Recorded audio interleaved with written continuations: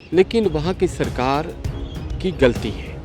अव्यवस्था इतनी बड़ी थी, सिद्धारमैया, डी शिवकुमार, ऐसा लग रहा था कि इवेंट मैनेजर हैं। ये जो इन्फॉर्मेशन थी वहाँ सुरक्षा के लोगों के पास क्यों नहीं थी जब वो डिस्ट्रीब्यूशन कर रहे थे, जब वो प्लेयर्स के साथ खड़े थे। नहीं, बिल्कुल जवाबदेही तय होनी चाहिए। और जब आईपीएल के चेयरमैन ने और आईपीएल के ऑफिशियल ने ये कह दिया कि मुझे इस तरह की जानकारी नहीं थी, तो क्या आप पॉलिटिकल इवेंट बना रहे थे? आप अपने वोटर्स को एकत्रित कर रहे थे। बीती रात कर्नाटक के बेंगलुरु में कल एक दर्दनाक हादसा हो गया, जहां बेंगलुरु की टीम का स्वागत के लिए कल आपको बता दें स्टेडियम के अंदर जो है टीम पहुंची हुई थी। वहां स्टेडियम के बाहर, चिन्ना स्वामी स्टेडियम के बाहर जो है एक भगदड़ मच गई, जिसके चलते 11 लोगों की इसमें दर्दनाक मौत हो गई है। लेकिन इस पूरे घटना के बाद जो है राजनीति भी देखने को मिल रही है। वहाँ के जो मुख्यमंत्री हैं सिद्धारमैया, उन्होंने ये भी कहा कि इस तरह की घटना कुंभ में भी भगदड़ हुई थी और वहाँ भी 40 से 50 लोग की जान चली गई थी। हमारे साथ खास बातचीत करने के लिए बीजेपी के प्रवक्ता जो है यासिर जिलानी जी। सर, जिस तरीके से कल दर्दनाक हादसा हुआ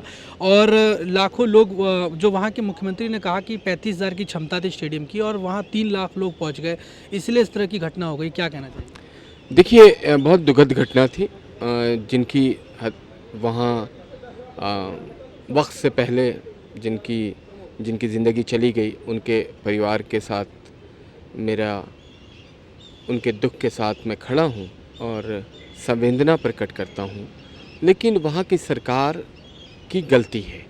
अव्यवस्था इतनी बड़ी थी, सिद्धारमैया, डी शिवकुमार, ऐसा लग रहा था कि इवेंट मैनेजर हैं।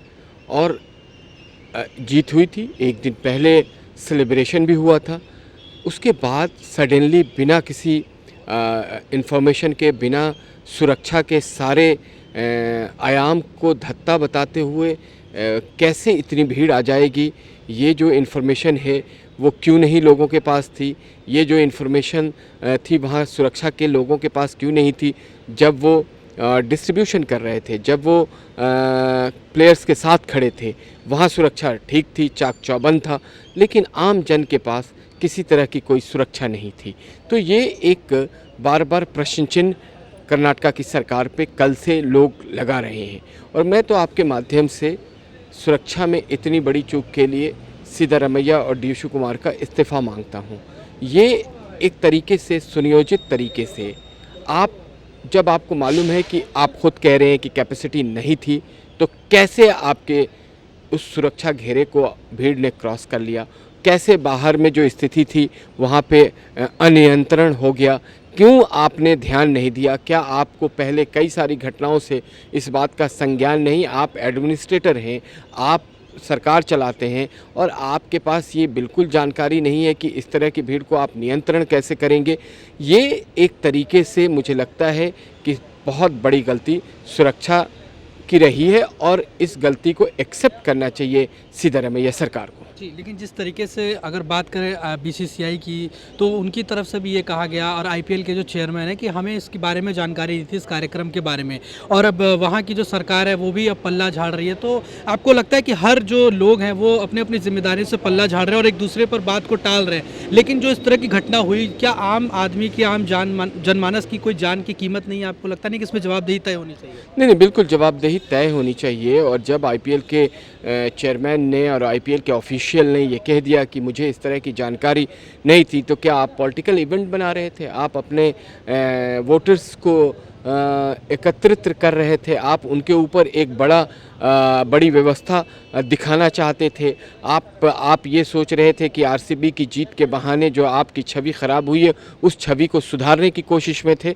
लेकिन ये आपकी गलती थी, क्योंकि जब भीड़ इतनी ज़बरदस्त होगी, इतनी ज़्यादा होगी और आपके पास सुरक्षा की कोई इंतज़ाम नहीं होगा, तो इस तरह का घटना होता है। और वो घटना बड़ी थी क्योंकि उसमें लोगों की जानें गई हैं, मासूम लोगों की जानें गई जो अपने घरों से निकले थे, अपने जो हीरो हैं, जिनके वो फैंस थे, उनको देखने के लिए। लेकिन उनके साथ ये हादसा हुआ। यह हादसा बहुत बड़ा है और मुझे लगता है कि इसमें जवाबदेही तय होनी चाहिए। मुख्यमंत्री तय करें कि आखिर कहाँ गलती थी, किसकी गलती थी। अगर डी शिवकुमार को चमकने के लिए इतना ज़्यादा उन्हें वो ललायत थे, तो क्या वो इसकी जिम्मेदारी लेते हुए कर्नाटका के उप मुख्यमंत्री से इस्तीफा नहीं देना चाहिए, ये भारतीय जनता पार्टी उनसे पूछती है। लेकिन वो तो कुंभ से इसको जोड़कर देख रहे हैं, कह रहे हैं कि कुंभ में भी ऐसी हादसा हो गया तो वहाँ भी भगदड़ मच गई। किसी भी घटना से दूसरी घटना को जोड़ के अपनी नाकामियों को छिपाया नहीं जा सकता है। अभी उन्होंने बड़ी गलती करी है और वो गलती है उनके सुरक्षा की। उसको उनको एक बहुत जल्दी से एक कमेटी तय करनी चाहिए और वो ये बताए कि कौन इसका जिम्मेदार है और उस जिम्मेदार को कड़ी से कड़ी सज़ा देनी चाहिए। आखिरी सवाल है, जिस तरीके से राहुल गांधी की बात करें, जो बयानबाजी वो लगातार करते रहते हैं, उन्होंने भी एक बयान दिया था प्रधानमंत्री नरेंद्र मोदी को लेकर कि नरेंद्र ने सरेंडर कर दिया। इस तरह की बातें कहा कि ट्रम्प का फ़ोन आया और नरेंद्र ने सरेंडर कर दिया। इस तरह का बयान देना क्या सही है? आप इसको कैसे देखते हैं? देखिए, आज राहुल गांधी बिल्कुल हाशिए पे हैं। भारत की 90 से 95% जनता जो है वो उनको नकार चुकी है और उनके इसी आचरण की वजह से, उनके वाणी की वजह से, उनकी वाणी हमेशा से अभद्र रही है और ख़ास करके देश के प्रधानमंत्री के लिए। आप किसके लिए बोल रहे हैं? उस व्यक्ति के लिए बोल रहे हैं जो सबसे देश का लोकप्रिय नेता है, जो देश में सबसे चाहने वाले लोगों का सिरमौर बना हुआ है, जो लगातार पिछले 11 साल से सरकार चला रहा है। और आपको ये अधिकार किसने दिया? आपने क्या पहले जो आपके साथ एक्सपीरियंस है उससे सीखा नहीं? आपको सुप्रीम कोर्ट ने लताड़ा, आपको हाई कोर्ट ने लताड़ा, आपको डिस्ट्रिक्ट कोर्ट ने चेतावनी दी।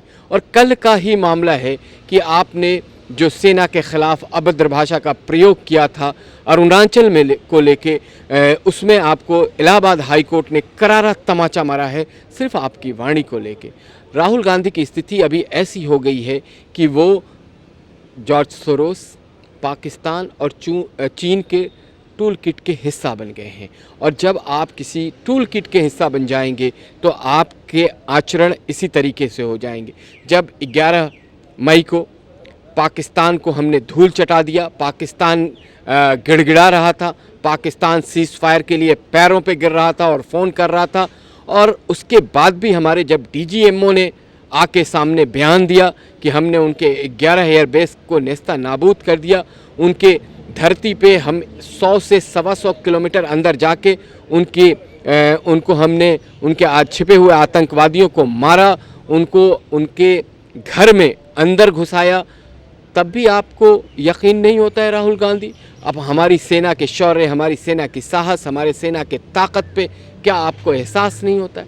क्या आप उनके साथ, और अगर आप प्रधानमंत्री को किसी तरह की अभद्र भाषा अभी कर रहे हैं तो इसका मतलब कि आप ऑपरेशन सिंदूर पे उंगली उठा रहे हैं, आप सेना पे सवाल उठा रहे हैं। इसलिए उठा रहे हैं कि प्रधानमंत्री इस वक्त तमाम चीज़ों का कमांड प्रधानमंत्री के पास होता है। और हम पीछे के इतिहास में नहीं जाएंगे कि 71 में किस तरीके से 93,000 हमने उनके सिपाहियों को, सैनिकों को हमने जब अपने कब्ज़े में ले लिया था तो आपने टेबल पे सरेंडर कर दिया था। आपने 26/11 में जब इतनी बड़ी, इतनी दुर्दांत आतंकवादियों ने आके हमारे 200 से ज़्यादा लोगों को की हत्याएं करी, तब आपने सरेंडर कर दिया था। आपने कई मौक़ों पे राहुल गांधी, और आपकी फितरत है आपके कांग्रेस के नेताओं की कि वो सरेंडर करते रहें, लेकिन राहुल गांधी को बोलने की आदत है। राहुल गांधी का दिनचर्या ये है कि वो जिमिंग करते जाते हैं, वो इंस्टाग्राम के लिए वीडियो रील बनाने के लिए शूट करते हैं। उनको देश के काम के लिए, देश के सोचने के लिए टाइम नहीं है। हाँ, जब वो उससे फ्री होते हैं तो आके अपना कटाक्ष और अपना प्रहार प्रधानमंत्री नरेंद्र मोदी, भारतीय जनता पार्टी, उस पर करने की कोशिश करते हैं। इससे आपके कोई फ़ायदा नहीं होगा, वोट बैंक आपका नहीं बनेगा और ना बढ़ेगा। आपको समझना चाहिए कि भारत इस वक्त बहुत बड़ी उसकी स्थिति है। दुनिया आज भारत के साथ कंधे से कंधा मिला के चलना चाहता है और अभी ऑपरेशन सिंदूर ख़त्म नहीं हुआ है, ऑपरेशन सिंदूर अभी जारी है। राहुल गांधी को ये समझना चाहिए। जी, धन्यवाद आपका। तो ये हमने बातचीत करी बीजेपी प्रवक्ता यासिर जिलानी से। वीडियो जर्नलिस्ट कार्तिक के साथ हिमांशु दुबे, डेली 24 भारत, दिल्ली।